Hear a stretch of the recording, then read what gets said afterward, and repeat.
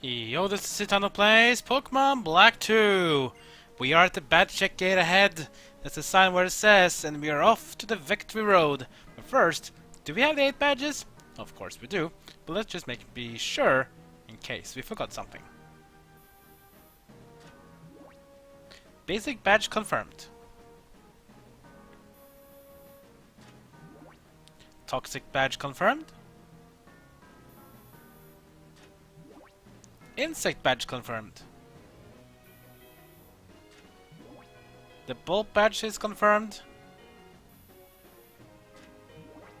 The Quake badge is confirmed. The Jet badge is confirmed. The Legend badge is confirmed. And finally, of course, it is the Wave badge. And we are through. Go up here, and the gate will open up for us.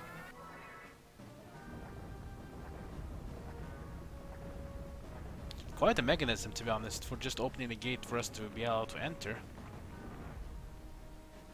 Must have cost some money, but doesn't matter though. We are through, and straight ahead here, the Pokemon League is through this tunnel. But it's not that easy, of course, because at the other side of this tunnel is the Victory Road. But before we go into the Victory Road, there are some items you want to collect, and also, more importantly, there's a Pokémon Center here. So if you want to heal up your Pokemon for whatever you did up to here, feel free to use it. In my opinion, you should probably go and use it. You can't use online things here, like trading and battling in the GTS, so make sure to go back to a town in order to use the GTS functions, because that's not available in this place. The Pokemon is of course here, so you want to buy some items like Pokeballs and potions and everything like that. There's some ruins as well here, so good for us to collect some items. There's a hidden Dusk Stone here. Very obvious again, if it's a dead end, it most likely has a hidden item. Dusk Stone used to evolve certain dark Pokemon, which can be very useful, so make sure to grab one. We also grab ourselves a PP Up, a very important item that increases maximum amount of PP for a move depending on what PP value it has from before. The higher the value from before, the more PP you gain from it. And then from here we also get a star piece, which is always very nice to have. But there's something one thing noticed though. You see this see these trees here? Looks a bit weird position, right? Well, if I go like this, aha! It was a hidden path. So if we go up here, around here, we have an item which is TM01 Hone Claws. Hone Claws is a move that increases your attack and accuracy for one stage. So it's a very important item if you are a physical attacker, maybe using a powerful move that doesn't have perfect accuracy. It's very useful to have, but again, it depends a bit on the situation. So if you're gonna pump up for multiple turns, feel free to do it. If not, just don't use it. But it's still very good if you have some move that has like 90% accuracy. Just make sure that move will hit all the time. When you're ready, go inside, and we will arrive at the Victory Road. Now, if you play Pokemon Black 2 or White 2, the place of the Victory Road is sort of the same, but where trainers are and the route to the mountaintop where the Pokemon League is a bit depending on which situation or you are in, depending on the game you play. So Black 2, White 2 has a bit different, but all in all you will get to the Pokemon League in the end. Also, with the HM05, which we got last time from N, it's important that you teach this to a Pokemon, because if you want to get to the top, you will need to learn Waterfall on one of your Pokemon. Waterfall is a physical water move with 80 damage, not as good as Surf, still rather useful though. But again, you must have Waterfall learned if you want to progress. So here we have Acrobatics, Surf, Ice Beam and Cut. I can't remove Cut or Surf because they are agent moves, and I don't want to remove Ice Beam because in my opinion Ice Beam is too much important in this game. So Acrobatics doesn't really been used much. I'll take it away, and don't worry, I already have it in TM, so we can always relearn it as much as we can. But we have to visit the Forget-Me-Not guy in order to take away HM moves. So just remember that.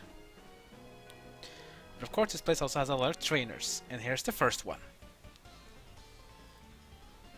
Why don't you prove to me how much you and your Pokemon are capable of? Okay, we can do that. Let's show him our moves and show how good we really are. We face off against Ace Trainer Billy. He has 2 Pokemon, and the first one of those will be Golurk.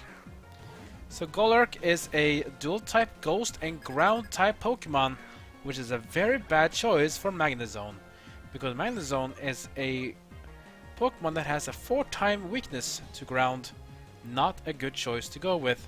Let's switch our Pokemon out. Which one you want to go for depends on you.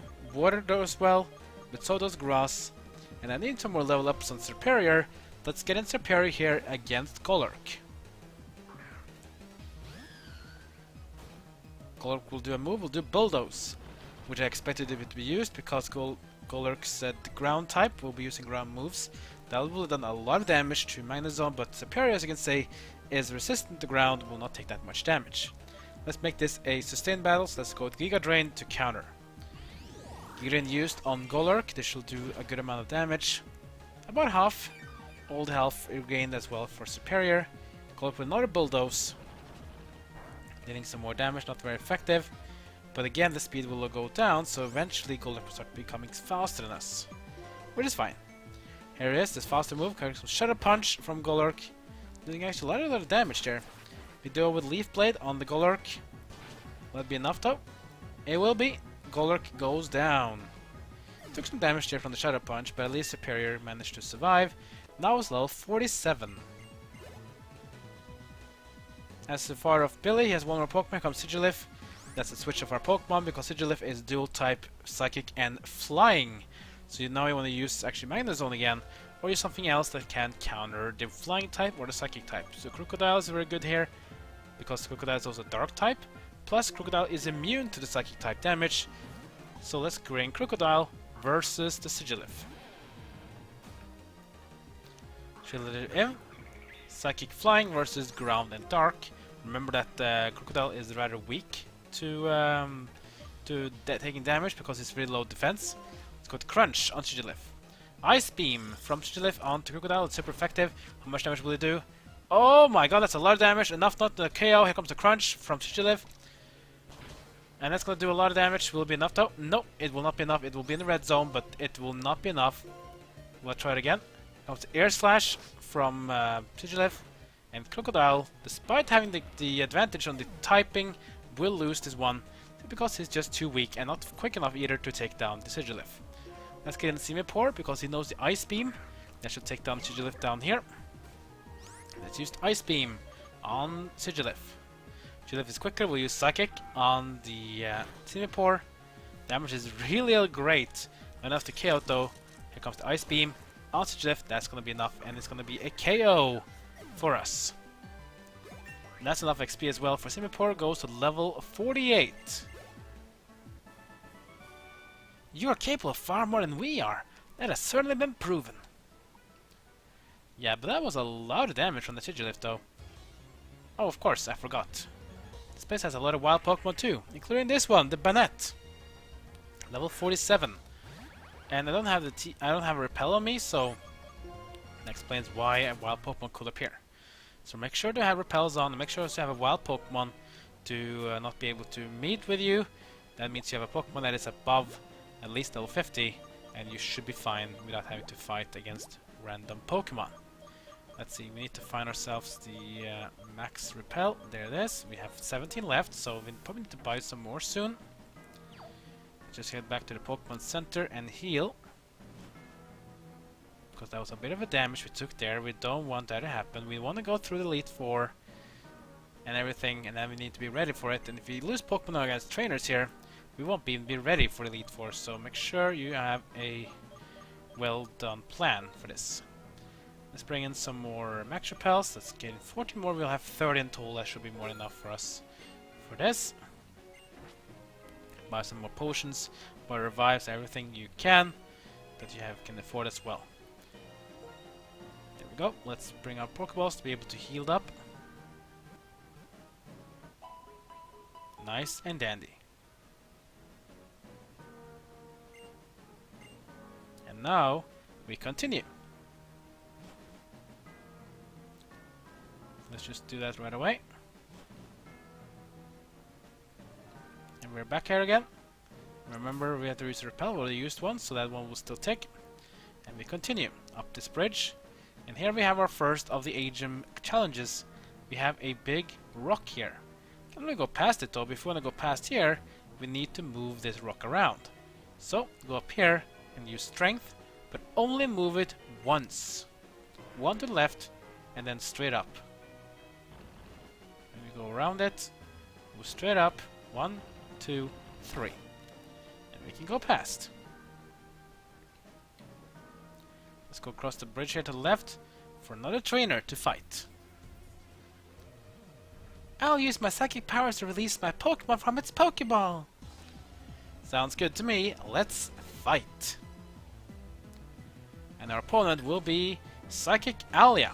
She has 2 Pokemon. The first one will be Lampent. Lampent is an interesting Pokemon. This is the pre-evolutional form of... what's his name again? I can't even remember the names. Damn it, I don't remember his names. Ugh. I have a bit of a brain fart here.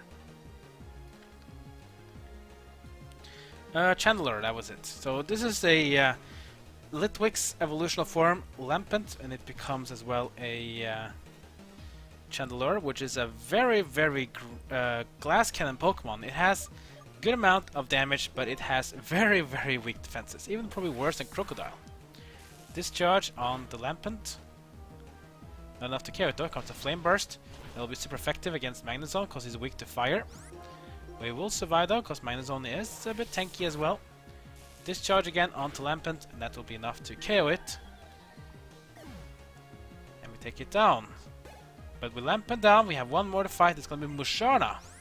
Musharna is a Psychic type Pokemon. Let's bring in Crocodile one more time. Hopefully it'll be better luck this time to take it down. So it comes to Musharna. Musharna will use Forewarn. Will be alerted to the Dig, which doesn't really matter for us. It's really rather alerted to our Crunch, which is the most dangerous weapon we have against a Psychic type Pokemon. Crunch used against Musharna. Damage is very good. Musharna with a Shadow Ball. Yep, he also has other moves in his arsenal. Will Crocodile survive though? Of course he will, because Dark types are very resistant to Ghost. So Ghost will not do much damage to Crocodile. Crunch again, and Musharna goes down. Well played, Crocodile. The Moxie will proc as well, so attack power goes up, but there's no more Pokemon to fight. So instead, Crocodile will go up to level 48. Now wants to learn Sandstorm. A move that does damage to every non-ground Pokemon for about 5 turns. Do you want to use it? Nah, let's keep all the old moves. Well, that didn't go the way I wanted it to. Well, that's what everyone says. Don't get what they want, they just complain. Let's try to look around here for some more stuff, but it looks like we are stuck because this place has been cracked up. Guess there's only one way to go for us then, up the stairs. And of course, this place also has some outdoor arenas, so remember to walk past here. Remember, Repel has to be used if you want to avoid wild Pokemon. We get a full restore, which is super important now in the end game. We want to make sure we can survive every hit that's going to be taken to us. Let's go down here and use Surf. Simipour.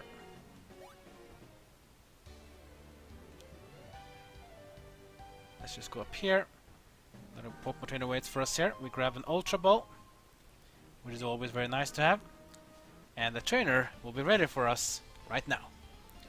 Wait, you young trainer over there. Look at my Pokemon. Sure. Let's look at him and let's battle with him. That sounds good to me. The veteran Cathy with 2 Pokemon. And the first one will be a Sigilyph. Yeah, we already fought this one last time, and I'm going to fight it again. Remember, this one is a dual-type Psychic and Flying, which is a good thing for us against Magnezone. Let's go with Discharge. Sigilyph is quicker, we use Hypnosis, and it will work. That means Magnezone is put to sleep.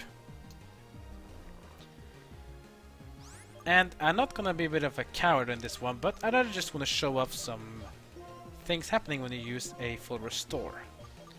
We'll buy more of them later. So let's use full restore and Magnezone, curing him off to sleep and restoring his health to full. There we go. Chilliv will now use Psychic onto Magnezone. Not very much damage because Psychic doesn't really do much damage to steel types. Let's go with Discharge. Hypnosis again, but this time it's not gonna hit, and Magnezone has the advantage with Discharge. Get him damage there enough to take it down as well. One hit KO on the Sigilyph. Well played, Magnezone. Serperior is also catching up in levels, now level 48. Next up will be Crobat. This is a poison flying dual type, and you should stick with Magnezone here because being a steel type makes you immune to poison. That means now Crobat has to do some really nasty moves in order to deal damage to me, but that's not of his own type. Let's go with Discharge. Crobat with X-Scissor onto Magnezone. Damage is very light because Magnezone is resistant to bug types as a steel type. Here comes the Discharge onto Crobat. Super effective. How much damage will it do though? Oh, he survives barely! We have to do one more. Crobat another X-Scissor onto Magnezone. Damage is still very light. And Crobat will actually kill itself with the rocky helmet that Magnezone has on itself. And that means it's gonna go down. Well done, Magnezone. Not bad, I like your strength. Not bad, not bad. Let's continue here. Grab this item here, which is a Max Repel. We already bought some of them, but now we have one more instead for us. I am a doctor. If you have Pokemon in bad shape, let me see a Pokemon in battle. Yep, the doctor can heal a Pokemon, but only if you can beat him in a battle first. So let's go with the Dr. Logan with one Pokemon, and that will be Clefable. Interesting choice. Clefable from Generation 1. Oh, level 54, that's pretty high level. Taking on my Magnezone. So remember, Clefable is known for being the most random Pokemon you can find because of the metronome. It means it can use any type of move that is existing in the game with a metronome. Sometimes you can be super lucky, sometimes you just have bad luck. Well, let's start with one. I will go with Discharge. Discharge on the Clefable. Remember, Clefable is also very tanky, has a lot of health. Discharge. Whoa, that's almost a 1-hit KO with a critical hit. As well, minimize from Clefable. That means Clefable's evasion will go up. That's good for Clefable, bad for us. Discharge again. First, a max potion from Logan onto his Clefable. Clefable is back to full health. Discharge again used onto Clefable. Not as much damage this time because it wasn't a critical hit. Discharge a second time. Will it be enough this time though? It will not be. Clefable now with another minimize, so it means its evasion is going to keep going up. It will be harder for us to hit our moves. But I'm confident about in Discharge. But it's going to miss. Here comes Clefable's Double Slap. Which is a very weird move to use against the Magnezone because Magnezone is resistant to normal moves. I mean, it took very little damage from that Double Slap. Discharge again onto Clefable. This one hits. And Clefable goes down. And there we go, Magnezone is level 53. Your strength is fathomless. I am deeply impressed. Thank you, Dr. Logan. Whatever your Pokemon are healthy or not, I'll restore them to full health. It's always nice to have these sort of Pokemon centers mobile around. I aim to be the best doctor in the world. My first step will be able to become the best doctor in Nova. That sounds good to me. Anyways, that's going to be the end of this episode. We have started our journey in the Victory Road. We still have a long way to go before we can say we're done here. But in the end, the Pokemon League waits for us. Like, comment, and subscribe. Follow me on Twitter, Twitch, and Facebook. And that's going to be it for now. See you guys next time as my journey in Pokemon Black 2 continues.